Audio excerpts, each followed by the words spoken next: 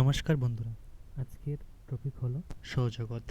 আজকে আমি এই সৌরজগৎ সম্পর্কে যেসব সকল তথ্য আপনাদের কাছে উপস্থাপন করব, আশা রাখছি সেটা পেয়ে আপনারা খুবই উপকৃত হবেন।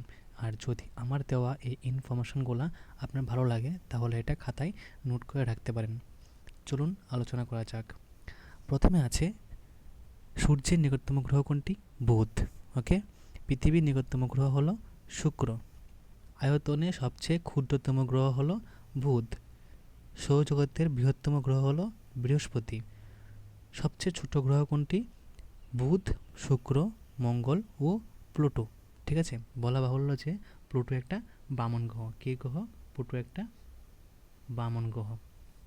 ঠিক আছে, আর সবচেয়ে বড় গ্রহ হলো বৃহস্পতি, শনি, ইউরেনাস ও নেপচুন। এগুলো হলো সবচেয়ে বড়, যেগুলো পৃথিবীর চেয়ে বড়। ঠিক আছে, আর ওইটা হলো পৃথিবীর চেয়ে ছোট। পৃথিবীর চেয়ে বড় গ্রহগুলোকে কি বলে? রাক্ষসে গ্রহ বলে। কি গ্রহ বলে? রাক্ষসে গ্রহ বলে।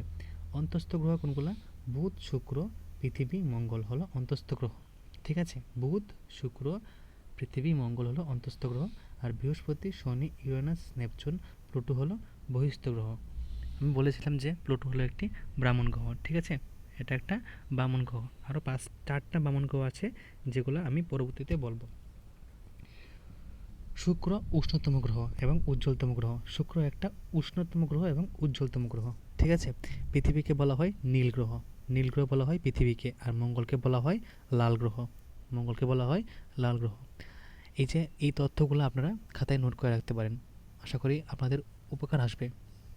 তারপর আছে শনি আর ইউরেনাসে কি দেখা যায়? বলয়। এই যে বলয় কথাটা হলো সার্কেল। আপনারা এটা যখন পড়বেন ডিটেলসটা, আপনারা একটু নেট থেকে দেখে নেবেন। ঠিক আছে, আমি এখানে শর্টকাট দিয়ে বলে দিচ্ছি। শনি ও ইউরেনাসে বলয় দেখা যায়। গ্রহগুলির মধ্যে শনির উপগ্রহের সংখ্যা সর্বাধিক। এই যে প্রশ্নের উত্তরটা, গ্রহগুলির মধ্যে শনির উপগ্রহের সংখ্যা সবচেয়ে বেশি। এটা সবসময় আপডেট হয়। আমার এই লেখাগুলা হতে পারে, এই লেখাটা, গ্রহগুলির মধ্যে শনির উপগ্রহের সংখ্যা সর্বাধিক, হতে পারে বৃহস্পতির বেশি। আপনারা এটা একটু লেটেস্টটা দেখে নেবেন। ঠিক আছে, ইন্টারনেট থেকে। শুক্র গ্রহের আবর্তনকাল এবং পরিক্রমণকাল প্রায় এক। ঠিক আছে, বুধের পরিক্রমণকাল সর্বাপেক্ষা কম, কেবল 88 দিন। প্লুটোর পরিক্রমণকাল সবচেয়ে বেশি।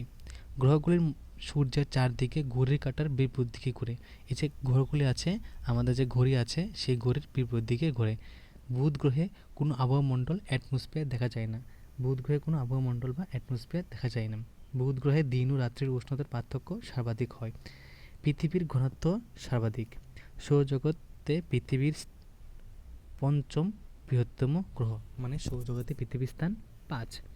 মঙ্গলে 2টি উপগ্রহ হলো ডেইমস আর ফুবস। কি? ডেইমস ও ফুবস। বৃহস্পতি আবহাওয়ামণ্ডল হাইড্রোজেন ও হিলিয়াম দিয়ে গঠিত। মানে বৃহস্পতি যে আছে আবহাওয়ামণ্ডল, সেটা হাইড্রোজেন আর হিলিয়াম দিয়ে গঠিত। বৃহস্পতির আবর্তন বেগ সর্বাধিক। ঠিক আছে, বৃহস্পতির আবর্তন বেগ সর্বাধিক। ভিডিওটা লম্বা হতে পারে, একটু কষ্ট করে দেখে নেবেন, আর দেখলে আশা করি উপকৃত হবেন। তারপর আছে বৃহস্পতির 16টা গ্রহের মধ্যে উল্লেখযোগ্য উপগ্রহ হলো প্রথমে লু, ইউরেপা, গেনিমিড, কেরিমোটো। ঠিক আছে, ইত্যাদি। খুব ইম্পর্টেন্ট হলো লু, ইউরোপা, গেনিমিড আর কেরিমোটা। গেনিমিড সৌরজগতের বৃহত্তম উপগ্রহ। সৌরজগতের মধ্যে বৃহত্তম উপগ্রহ হলো গেনিমিড, এটা খেয়াল রাখবেন।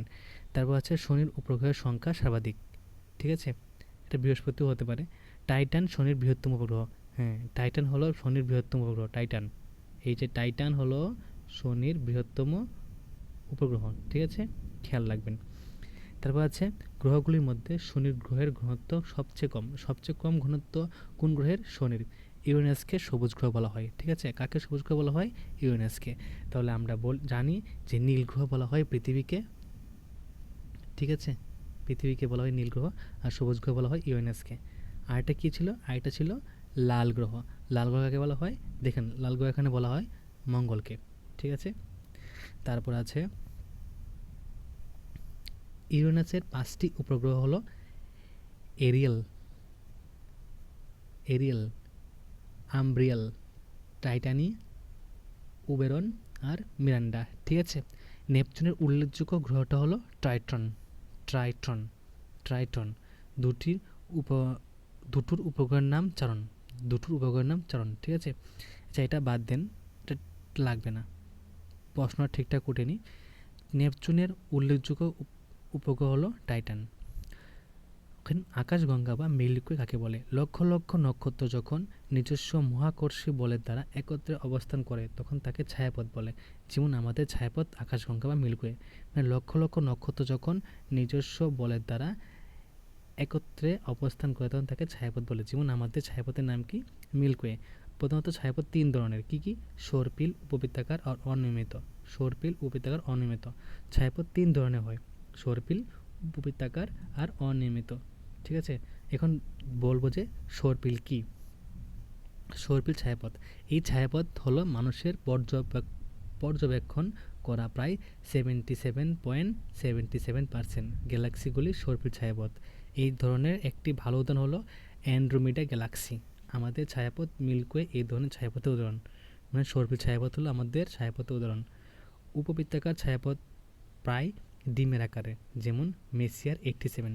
একটি উপবৃত্তাকার ছায়াপথের নাম হলো মেসিয়ার 87। অনিয়তাকার আকারের ছায়াপথগুলি উপবৃত্তাকার double ringing galaxy, small magnetic ক্লাউডের একটি উদাহরণ। অনুমানে বলা হয়েছে প্রায় 0.1 গ্যালাক্সি এই ধরনের। একটি উপবৃত্তাকার ছায়াপথ হলো মেসিয়ার 87। একটি উপবৃত্তাকার ছায়াপথের নাম মেসিয়ার 87। একটি অনিয়মিত ছায়াপথ হলো small magnetic cloud. Small magnetic cloud মানুষের পর্যবেক্ষণ করা 77.77% গ্যালাক্সিগুলি সর্পিল ছায়াপথ। তারপর ধূমকেতু হলো ঘনীভূত গ্যাস পথগুলির দ্বারা আর কোনো সমন্বয়ে গঠিত বিশাল মহাজাগতিক বস্তু। ধূমকেতুর লেজের দিক সবসময় সূর্য থেকে দূরে অবস্থান করে, খুবই ইম্পর্টেন্ট। হেলির ধূমকেতু 76 বছর অন্তর দেখা যায়। হেলির ধূমকেতু কখন দেখা যায়? 76 বছর অন্তর অন্তর দেখা যায়। আকাশের নীহারেখা হচ্ছে ঘূর্ণিঝড়ের মতো বিশাল গ্যাসীয় পিণ্ড। বলা যেতে পারে যে এরা হচ্ছে সেই সব ছায়াপথ যাদের মধ্যে কার গ্যাস জমে তারকা হয়ে যেতে পারেনি, ঠিক আছে, খুব ইম্পর্টেন্ট এটা।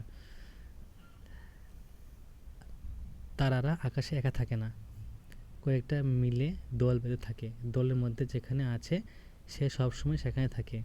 তারারা এই দলকে বলা হয় তারকামণ্ডল। যেমন সপ্তর্ষি মণ্ডল, ক্যাসিওপিয়া, ঠিক আছে, সপ্তর্ষি মণ্ডল ও ক্যাসিওপিয়া। এখানে তারার দল যদি প্রশ্ন করে যায় সপ্তর্ষি মণ্ডল কি, এটা তারকামণ্ডল, ঠিক আছে। উল্কা পৃথিবীর বাইরে থেকে আসা ছোটোখাটো জিনিস যারা পৃথিবীর বায়ুমণ্ডলে ঢুকে জ্বলে ওঠে। এরা শব্দের গতিতে চেয়ে 30 গুণ থেকে 60 গুণ বেশি জুড়ে বায়ুমণ্ডলের মধ্য দিয়ে ছুটে বলে জ্বলে ওঠে। এরা ধূমকেতু কোনো ভাঙার টুকরো বা গ্রহ কণিকাও হতে পারে, ঠিক আছে। এটা একটু দেখে নেবে, এটা তত বেশি ইম্পর্টেন্ট না, তবু আমি দিয়েছি। নক্ষত্রের জীবন পর্যায়। নক্ষত্রের জীবন পর্যায়কে 6টি ভাগে ভাগ করা যায়, ঠিক আছে। নক্ষত্রের জীবন পর্যায়কে 6টি ভাগে ভাগ করা যায়।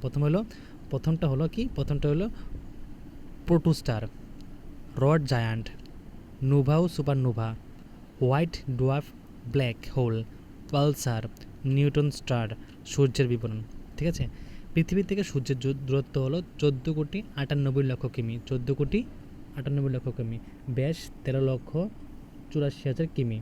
ভর 2 × 10⁻29 কিলোমিটার। ভূপৃষ্ঠের উষ্ণতা, মানে পৃষ্ঠের উষ্ণতা 6,000 ডিগ্রি সেলসিয়াস, ঠিক আছে। প্রদক্ষিণের সময়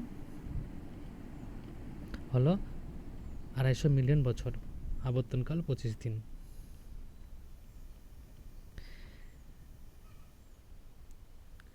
এটা লাগবে না, কোনো প্রয়োজন নেই। পৃথিবীর বিবরণ আছে যে পৃথিবী হলো সৌরজগৎ বা সূর্যের একটি গ্রহ। এর কোনো নিজস্ব আলো নেই। সূর্য থেকে পৃথিবীর গড় দূরত্ব 15 কোটি কিমি। পৃথিবীর আকৃতি হলো অভিগত গোলক। পৃথিবীর নিরক্ষীয় ব্যাস 12,757 কিমি। পৃথিবীর মেরুদেশীয় ব্যাস 12,714 কিমি, ঠিক আছে। নিরক্ষীয় ব্যাস আর মেরুদেশীয় ব্যাস এটা খুবই ইম্পর্টেন্ট। নিরক্ষীয় ব্যাস হলো 12,757 আর মেরুদেশীয় ব্যাস হলো 12,714। পৃথিবীর গড় ব্যাস 12,735, ঠিক আছে। পৃথিবীর গড় ব্যাসার্ধ 6,400 কিমি। পৃথিবীর নিরক্ষীয় পরিধি 40,077 কিমি। পৃথিবীর মেরুদেশীয় পরিধি 40,009 কিমি। এই যে কথাটা আছে, গড় ব্যাসার্ধ, নিরক্ষীয় পরিধি, মেরুদেশীয় পরিধি, মেরুদেশীয় ব্যাস, নিরক্ষীয় ব্যাস, এগুলো কাইন্ডলি একটু ভালো করে দেখে নেবে। এটা খুবই ইম্পর্টেন্ট, এটা মুখস্থ ছাড়া আর কিছু পথ নেই। ওকে, পৃথিবীর আয়তন হলো 51,01,09,34 বর্গ কিমি। 51,01,09,34 বর্গ কিমি। পৃথিবীর শতকরা 29.22 ভাগ স্থল এবং 70.78 ভাগ জল। পৃথিবী তার নিজের মেরুদণ্ডে বা অক্ষের চারদিকে একবার নির্দিষ্ট গতিতে পশ্চিম থেকে পূর্বে অবতরণ করে। ঠিক আছে, কেউ কিন্তু ভুলে বলবে না যে আমাদের পৃথিবী পূর্ব থেকে পশ্চিমে যায়, আমাদের পৃথিবী পশ্চিম থেকে পূর্বে যায়। ওকে, পৃথিবীর আবর্তনের সময় 23 ঘন্টা 56 মিনিট 4 সেকেন্ড, যাকে বলা হয় 16 দিন, মানে 100 দিন বলা হয়। নিরক্ষরেখায় পৃথিবীর আবর্তনের বেগ সবচেয়ে বেশি, ঘন্টায় 1700 কিলোমিটার। ঠিক আছে, পৃথিবীর আহ্নিক গতির ফলাফল। আহ্নিক গতির ফলে কী কী হয়? দিন রাত্রি হয়, সমুদ্রে নদীতে বা হ্রদে জোয়ারভাটা হয়, বায়ু প্রবাহ ও বায়ু স্রোতে নানা রকম গতি বিক্ষেপ হয়, সূর্যোদয় ও সূর্যাস্ত হয়, উদ্ভিদ ও প্রাণীর সৃষ্টির পিছনে অপরিহার্য ভূমিকা পালন করে, সময় গণনার ক্ষেত্রে অনেক অনেক গুরুত্বপূর্ণ ভূমিকা পালন করে। ঠিক আছে, পৃথিবীর কক্ষপথ। পৃথিবীর নির্দিষ্ট কক্ষপথে বা পথে সূর্যকে পরিক্রম করে চলেছে, এটাকে বলা হয় পৃথিবীর কক্ষপথ। ঠিক আছে, কক্ষতল কি? পৃথিবীর কক্ষতলে অবস্থিত পৃথিবীর কক্ষতল। পৃথিবীর কক্ষপথ উপবৃত্তাকার। কীরকম? পৃথিবীর কক্ষপথ উপবৃত্তাকার। ওকে, পৃথিবীর অক্ষে তার কক্ষতলের সঙ্গে 66.5 ডিগ্রি কোণ হেলে থাকে। সূর্যকে একবার প্রদক্ষিণ করতে পৃথিবীর সময় লাগে 365 দিন 5 ঘন্টা 48 মিনিট 46 সেকেন্ড। 365 দিন 5 ঘন্টা 48 মিনিট 46 সেকেন্ড। বলা বাহুল্য যে এই যে 5 ঘন্টা 48 মিনিট 46 সেকেন্ড থাকে, এর সাথে প্রত্যেক 4 বছর অন্তর যদি আমরা 4 গুণ করি, অন্তর যে একটা বছর বাইর হয় সেটা একদিন, মোটামুটি একদিন হয়ে যায়। তাই ওই 4 বছর অন্তর অন্তর যেই বছরটা হয় এটাকে লিপ ইয়ার বলে। ওকে, খেয়াল রাখবে। আর লিপ ইয়ারের সময় আমাদের বছর হয়ে যায় 366 দিন, আর এটা প্রতি 4 বছর অন্তর অন্তর হয়। ঠিক আছে, 4 জুলাই সূর্য থেকে পৃথিবীর দূরত্ব সর্বাধিক হয় 15 কোটি কিমি। আর এই অবস্থানকে বলা হয় অপুসুর অবস্থান। পরীক্ষায় প্রশ্ন আসতে পারে যে অপুসুর অবস্থান কাকে বলে। এই যে 4 জুলাই আছে, পৃথিবী থেকে সূর্য থেকে পৃথিবীর দূরত্ব বা পৃথিবীতে সূর্যের দূরত্ব খুব বেশি হয়, প্রায় 15 কোটি কিমি। ঠিক আছে, 15 কোটি লক্ষ কিমি। তার এই অবস্থাকে বলা হয় অপুসুর অবস্থান। আর 3রা জানুয়ারিকে বলা হয় অনুসুর অবস্থান, কারণ ওই সময় পৃথিবী থেকে সূর্যের দূরত্ব খুব কম হয়, 14 কোটি 70 লক্ষ কিমি। এই অবস্থানকে বলা হয় অনুসুর অবস্থান। এখন বলি যে পৃথিবীতে বার্ষিক গতির ফলে কি হয়, মানে এই যে বার্ষিক গতি আছে, এই যে বার্ষিক গতি দেখাচ্ছি, বার্ষিক গতি আছে, এর ফলে কি হয়? বার্ষিক গতির ফলে দেখো কী কী হয়। দিন রাত্রি হ্রাস বৃদ্ধি হয়, ঋতু পরিবর্তন হয়।